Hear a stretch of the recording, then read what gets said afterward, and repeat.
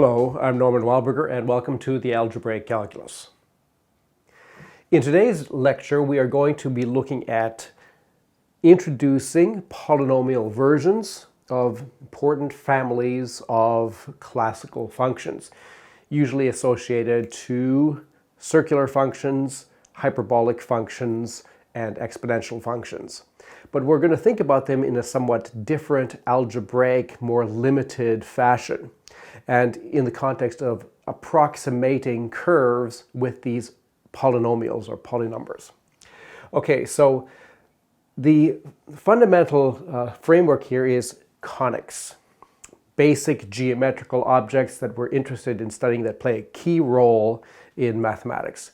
And in the plane we have the ellipse, including the special case of the circle, we have the hyperbola, and we have sort of poised in between those two the parabola.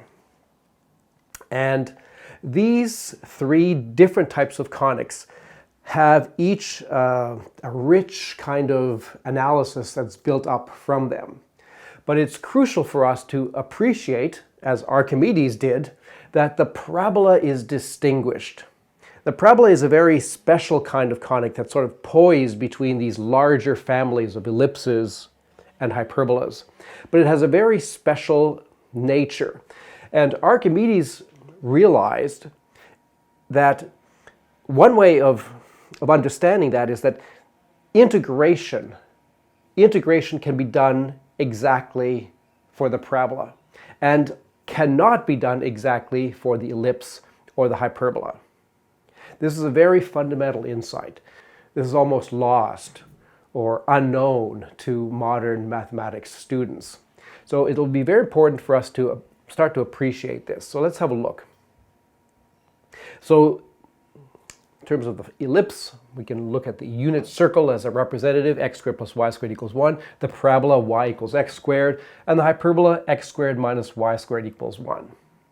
Now we've studied these conics before. We know that they have parameterizations. The parabola has the simplest parameterization, t squared.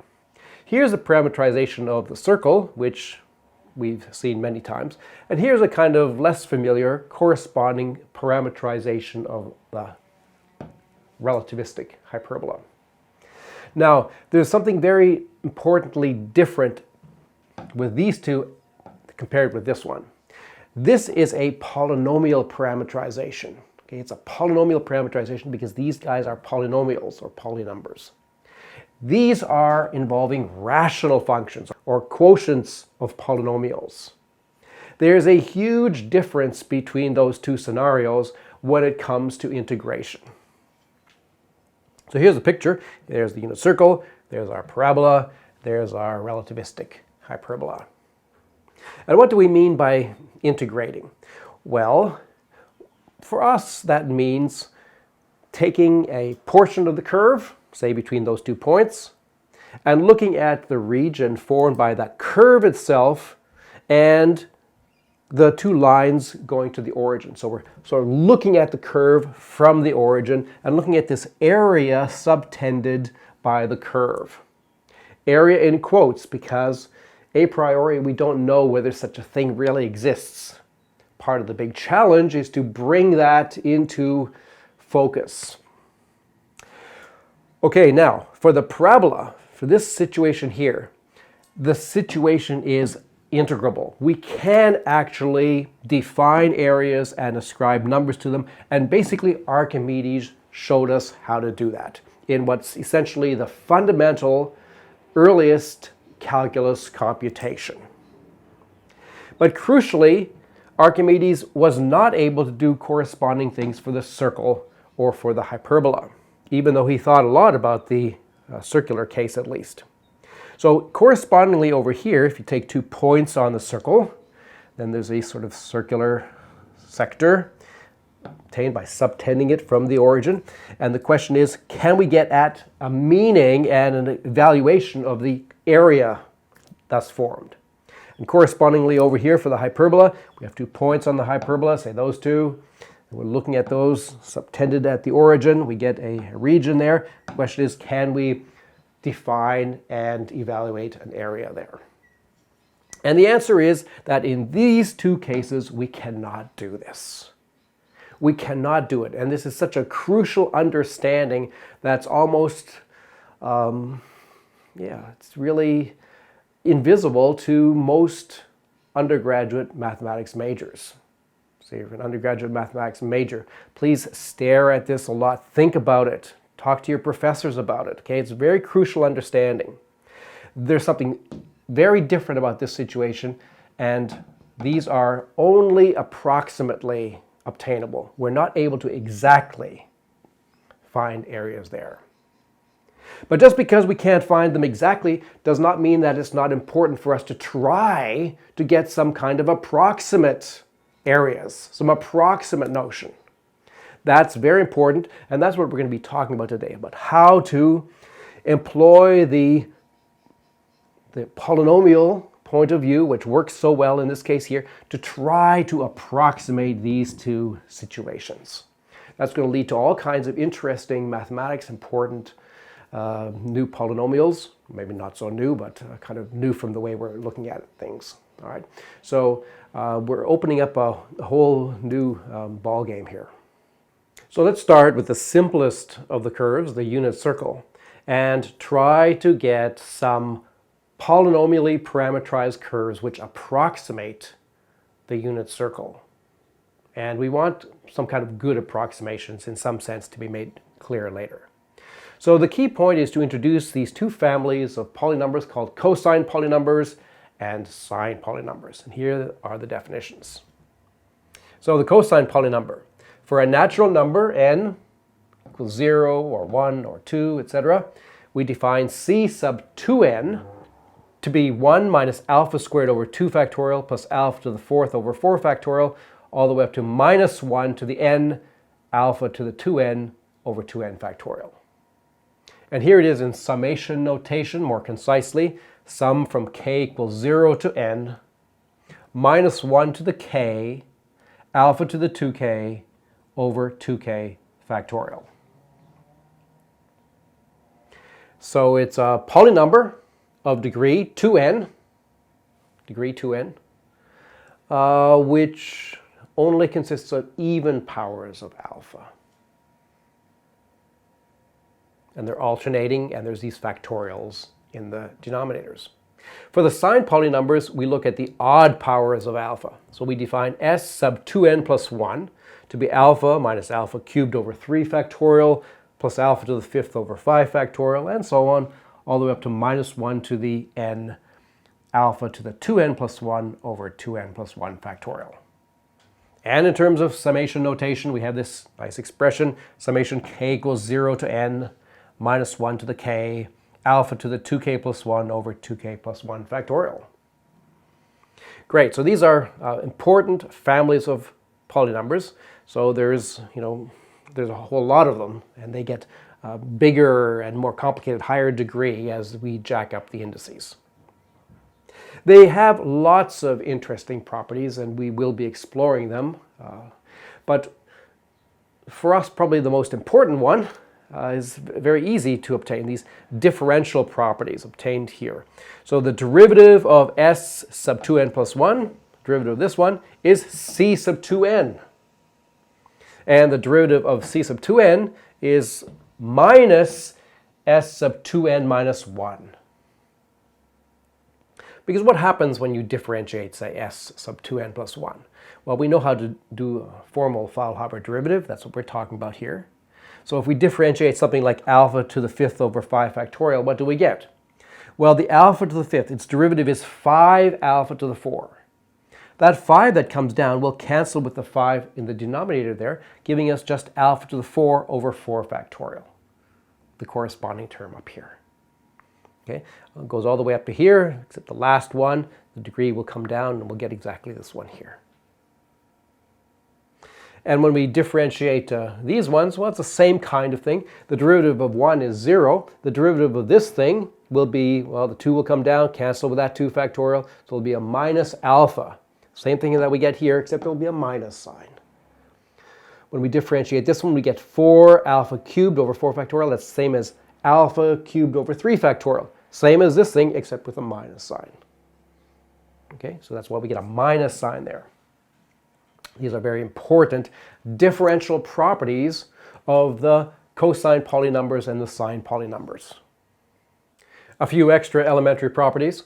The cosine polynumber evaluated at 0 is equal to 1, while the sine polynumber evaluated at 0 is equal to 0. And the cosine polynumber is an even polynumber in the sense that if you evaluate it at minus alpha, you get the same thing at alpha. While the sine polynumber is an odd one, if you evaluate it at minus alpha, you get minus the value at alpha. Okay, now we're in position to introduce the main objects of interest, which are certain curves which are going to approximate the unit circle. But they are polynomially parameterized curves, crucially. Okay, and here they are. So a circular polynumber curve is a polynomially parameterized curve, or PPC, which is the same as a de Castelliau-Bézier curve, right? Those are the same things. Which has the following form. Gamma of m equals, here's a pair of polynumbers, c sub 2m and s sub 2m plus 1. M can be 0, 1, 2, etc. So we have a pair of polynumbers. There's a cosine polynumber, sine polynumber.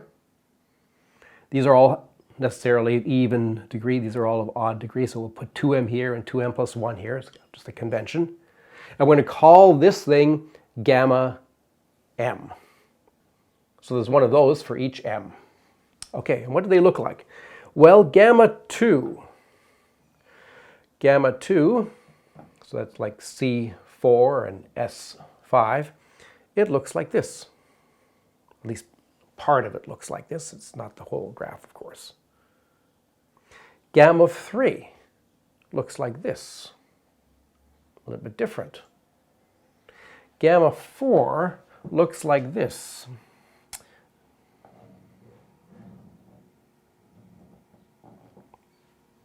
Now, I hope you can sort of see the unit circle kind of appearing here. So here for gamma 2, if you look at just the part on the right-hand side, that part there, it's pretty close to being a half circle. The rest of it's quite different, but this part is pretty close to being half of the unit circle.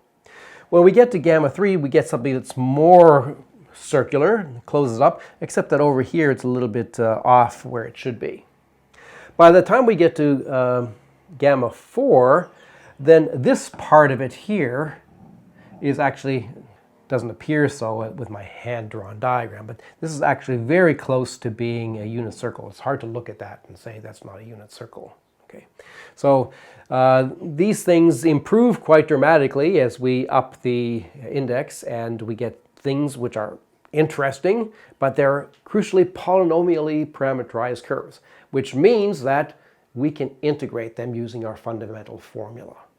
Okay, so that'll be very interesting. Okay, so those are very interesting curves which approximate the unit circle, which are almost never studied in calculus courses for some strange reason. All right, and now let's introduce corresponding structures for the relativistic hyperbola with equation x squared minus y squared equals 1. So the polynumbers we're going to introduce are called the cosh polynumbers and the sinh or sinh polynumbers, depending on how you want to pronounce them. Okay, so ch sub 2n, cosh polynumber. 1 plus alpha squared over 2 factorial plus alpha to the 4th over 4 factorial, all the way up to alpha to the 2n over 2n factorial. And there's the summation notation for it.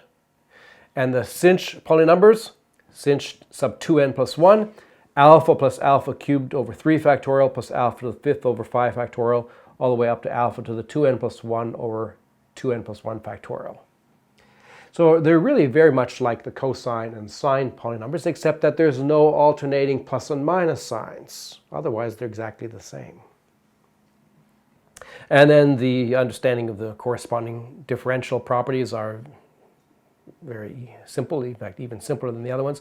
The derivative of this one, sinh of 2n plus 1, is cosh of 2n. And the derivative of cosh 2n is the sinh of 2n minus 1. You have to drop an index because you're going down. All right, so these are algebraically corresponding, arguably perhaps even simpler than the circular ones. Okay, so now let's introduce the corresponding curves that approximate our relativistic hyperbolas. But they are polynomially parameterized curves, crucially. So a relativistic hyperbolic polynumber curve is a PPC, or de Castelao-Bézier curve, of the following form. Eta of m is the pair of polynumbers ch sub 2m and sh sub 2m plus 1 for m equals 0, 1, 2, etc. Well, there's a pair of polynumbers that determines a curve, which is a polynomially parameterized curve. So it's one that we can integrate exactly. And the claim is that this kind of curve helps us understand the relativistic hyperbola, x squared minus y squared equals 1. So here is a picture of these things for some small values of m. So eta of 2, there's the xy plane. Here are the lines, the asymptotes of the usual hyperbola. The hyperbola I actually haven't drawn, but it looks like this. Very much like this, but not, not exactly the same. So here's eta of 2, already looking reasonably like at least a part of the hyperbola. If you zoom out, you'll see that it's different. It doesn't approach these asymptotes like the hyperbola does. But locally around here, it looks very much like it. Eta of 3, even slightly better approximation. Eta of 4, even a better approximation. Okay, so with all of these, if you zoom out, then you will see that these actually are not really asymptotic to these lines, but they are more and more so as you bump up this index. So it's quite interesting that there's a kind of different phenomena here that not evident in the circular case. These things are somehow approximating the relativistic hyperbola sort of faster or in a more obvious way than the circular situation.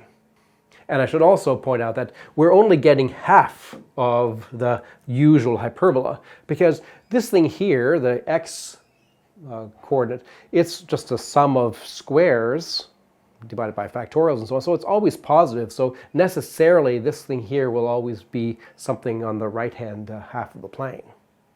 Okay, so we're not getting the entire conic, we're getting a piece of the conic. So in what sense are these good approximations? That's an important question. And it turns out that there's at least two, very good answers to that question. So the first one is that they approximate the conics in an algebraic or modular sense. And I want to explain that here with an example. So let's look at gamma 3, one of the circular curves, C6 and S7. So here's C6 again. Cosine polynumber, 1 minus alpha squared over 2 factorial plus alpha to the 4th over 4 factorial minus alpha to the 6th over 6 factorial. And here's S sub 7, the sine polynumber, alpha minus alpha cubed over 3 factorial plus alpha to the 5th over 5 factorial minus alpha to the 7 over 7 factorial. Now, these are the x and the y components of this curve. Okay, now let's look at the sum of the squares of these entries. So C6 squared plus S sub 7 squared. Now, this is a polynumber. That's a polynumber. So we know exactly how to do the arithmetic here. This is exact arithmetic here that I'm now describing. We can square this thing, we can square this thing, and we can add them together, and we can see what we get. And when you do that, here's what you find. You find that, first of all, you get 1. And then you get something else. And the something else is minus alpha to the 8 times this particular polynumber. And then there's a denominator here, a rather big denominator, 7 times 10 factorial. But in particular, this is a polynumber whose terms are all at least of degree 8. So the smallest term here is the alpha to the 8 times the 1260 over here. Okay, so that means, another way of saying that is that this left-hand side is equal to 1 modulo alpha to the 8. In other words, if we think about alpha to the 8 as being essentially set to 0, then that will set all of this to 0, and then these two things are equal modulo this alpha to the 8. In other words, if we think of a polynumber as being written vertically. And we chop off at level 8. So we go down to level 7 and then we draw a line. Everything below that we just ignore. Then, looking just at that top part of it, then the c6 squared plus s sub 7 squared is exactly equal to 1 at that level. There's some discrepancy, but the discrepancy is further down, perhaps not visible to us if we adopt this modular point of view. So this is a very algebraic sense in which this curve approximates this the unit circle x squared plus y squared equals 1. There's a second very good reason why these are good approximations, which will become clearer to us more when we develop some more integration theory. So we'll talk about that at some later point.